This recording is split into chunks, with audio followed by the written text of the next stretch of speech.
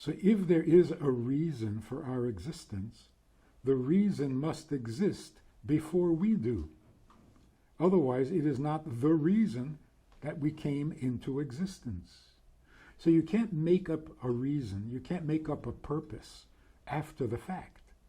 Either the purpose existed and therefore we came into being, or there is no purpose.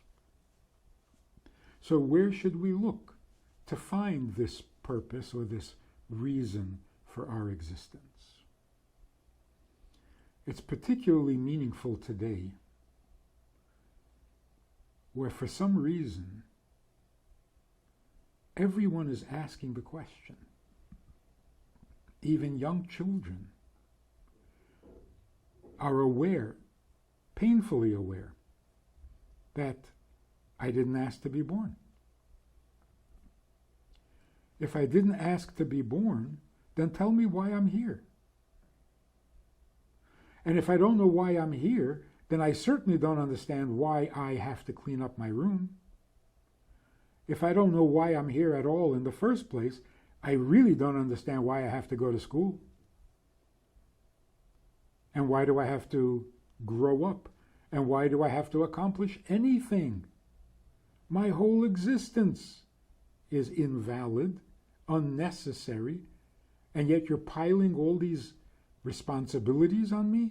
For what? To make my unnecessary existence prettier, bigger, heavier? Who needs it? This is such a valid observation, and it's so intuitive that even young children are recognizing it. So we need to have an answer, if not for ourselves, then for the children. So where are we going to look? Where are we going to find this answer? Obviously, if we're going to know the purpose, we have to hear it from the Creator. There's no way I can figure out why there's a desk in this room if the person who put it here won't tell me. Because there are infinite possibilities. And how am I going to know which one is the correct one? Now, I know somebody put it there. It didn't happen by itself. So I know that there is a reason for the table to be here. But how am I supposed to guess?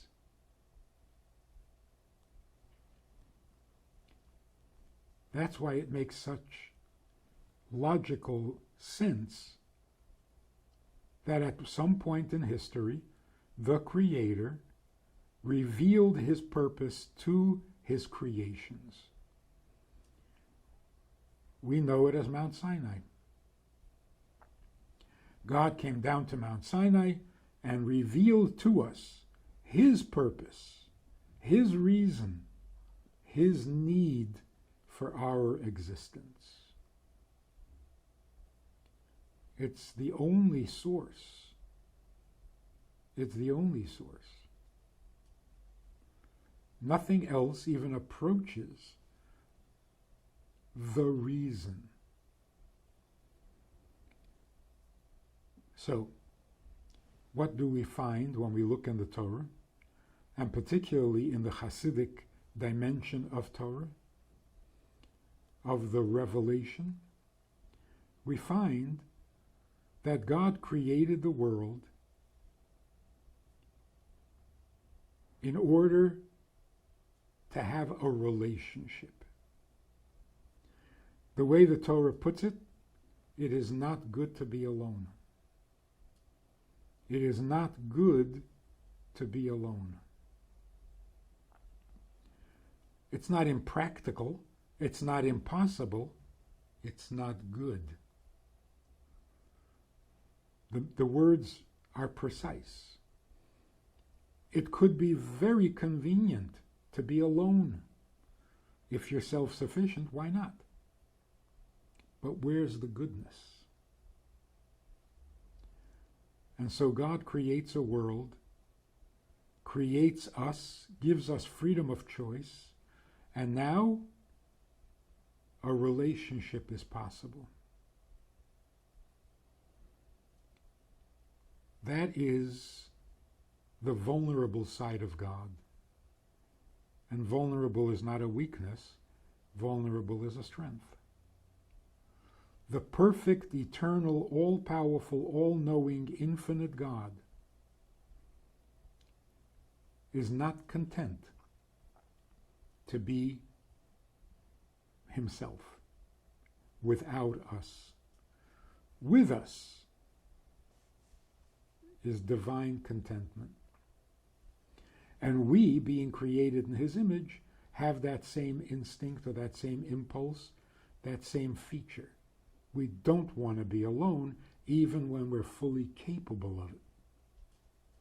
Even when we think we're perfect, it's not enough. Perfection is not good enough. It's practical, it's utilitarian, I can handle it all myself, but what's the point? Where's the goodness in it? So God created a world. Let's look at the nature of the world for a moment. There are many things that God created in his world that he's not particularly fond of. So when we look at creation, we can't assume that everything in creation is holy and good and godly, because many of the things God did create, he does not enjoy. Those are called sins. The things that God objects to, the things that God is offended by, the things that God rejects. Well, if he is offended by it, why did he create it? In order to enhance the things that are good and godly and holy, the contrast, the balance, the challenge, the ability to choose between them, all of that justifies creating things that he does not really like, and maybe even despises, finds abominable. In other words, God creates some things because they're a useful part of the plan. They're technically necessary, strategic. But then there are those things that God creates out of his deepest and truest desire and love for those things.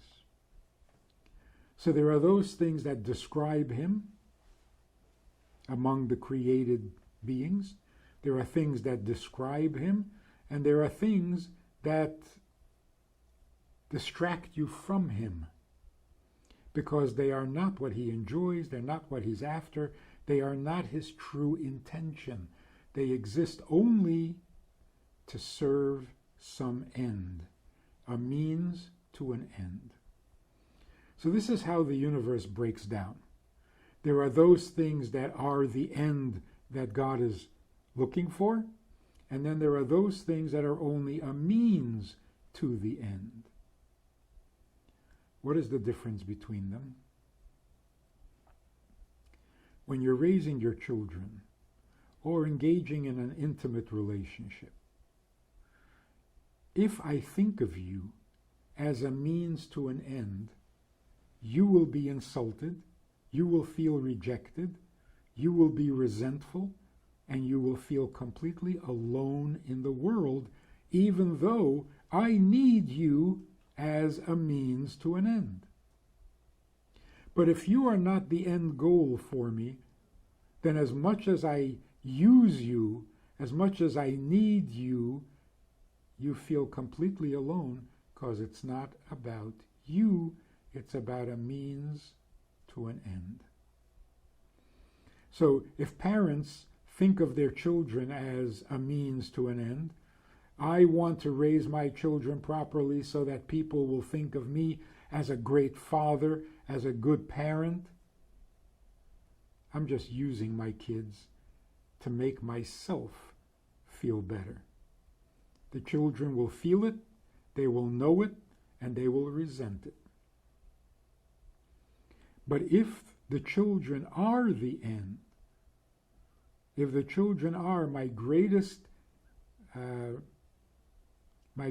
consolation for all the aches and pains of life, because they are the goal and not a means to the goal, then they are not alone in the world.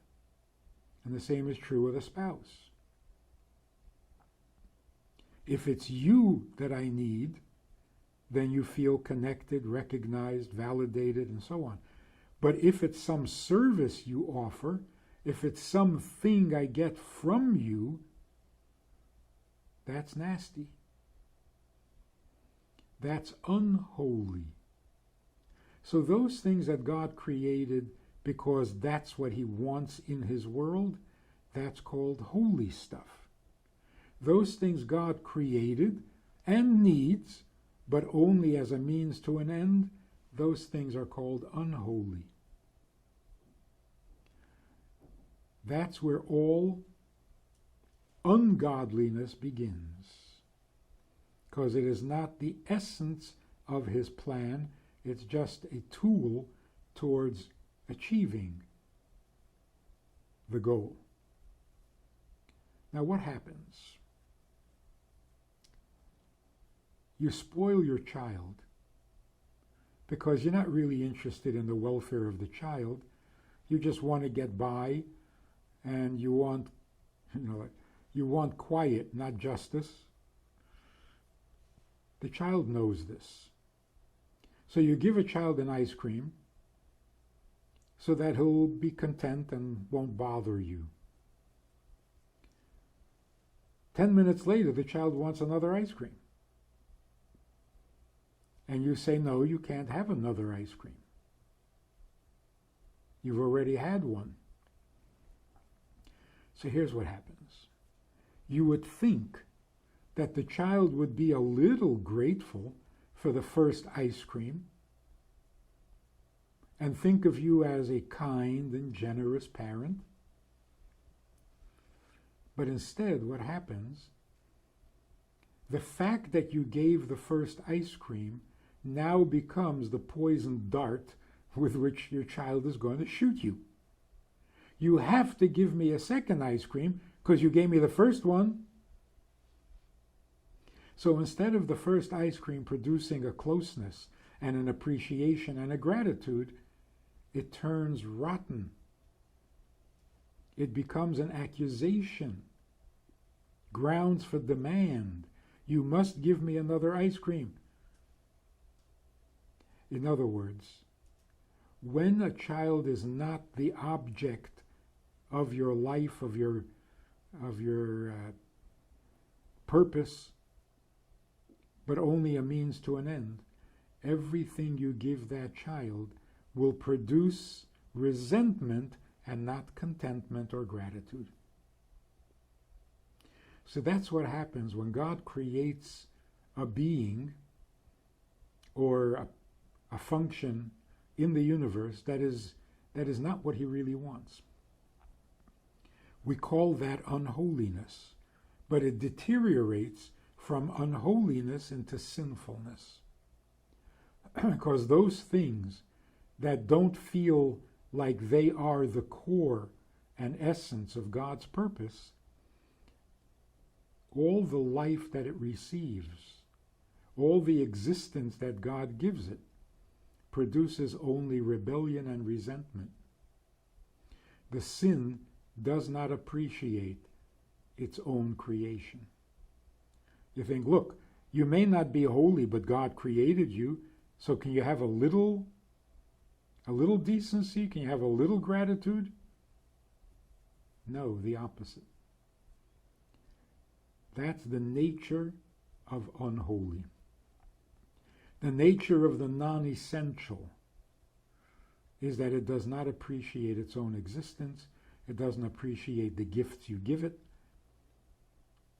because everything reminds this being that this is not about you. A simple example. If a mailman has to deliver a package, or the UPS guy has to deliver a package to someone who he happens to hate, well, he's got to deliver the package. So he does. You might foolishly think that the person, the enemy, the person that the mailman hates, who also hates the mailman, you would think that there would be a little gratitude. Thank you for delivering the package. There's none. There's only resentment. Why? Because it is so palpable. It is so obvious. The way that the mailman delivers the package, without having to say a word, it speaks volumes. He doesn't look you in the eye. He doesn't hand it to you in your hand. It's like he drops it in front of you, at your feet, and says, "Here. This is not coming from me. I didn't want to deliver this to you. It's just my job. And I'm not giving this to you because I care about you. It's just my job. So this is not really coming from me. If it were up to me, I wouldn't deliver this. And it's certainly not meant for you as far as I'm concerned. So there is nothing between us. And don't misunderstand my delivering the package as some kind of an acceptance or some kind of approval or some kind of improvement in our relationships. So,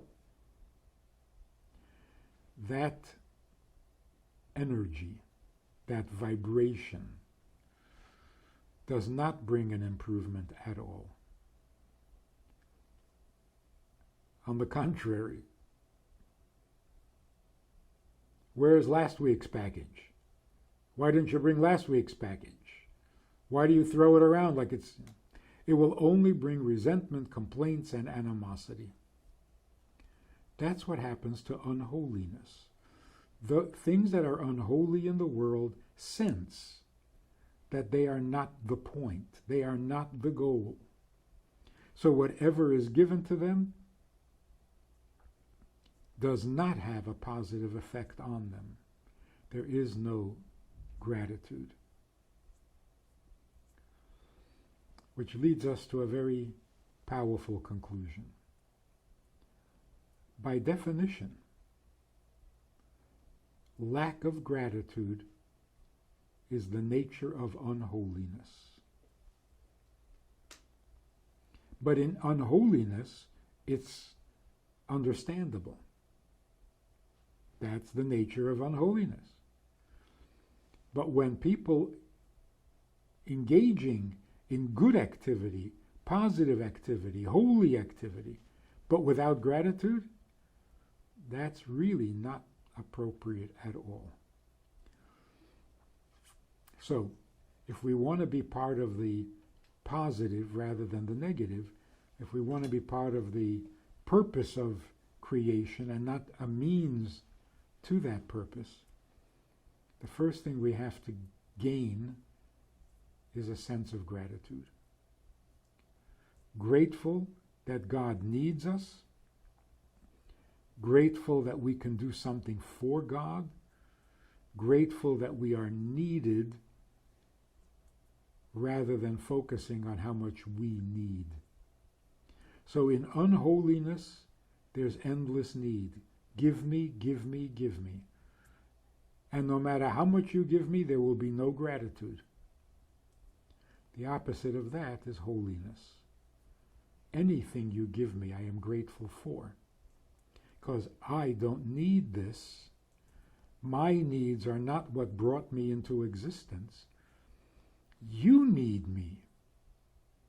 And I can do something for you. There's endless gratitude for both being needed and for the opportunity to fulfill that need. That's called holiness. That's called being alive. I want to invite you to join us as VIPs, partners in our work, and join us also for a personal chat with other members of the VIP club. We talk about many things. There's an opportunity to ask, to respond, to make a comment, to meet the other supporters. And together we can really make a difference in Jewish life and in life in general. So join us. It's goodtoknow.org. Log in, call, make contact, and join us with the VIPs.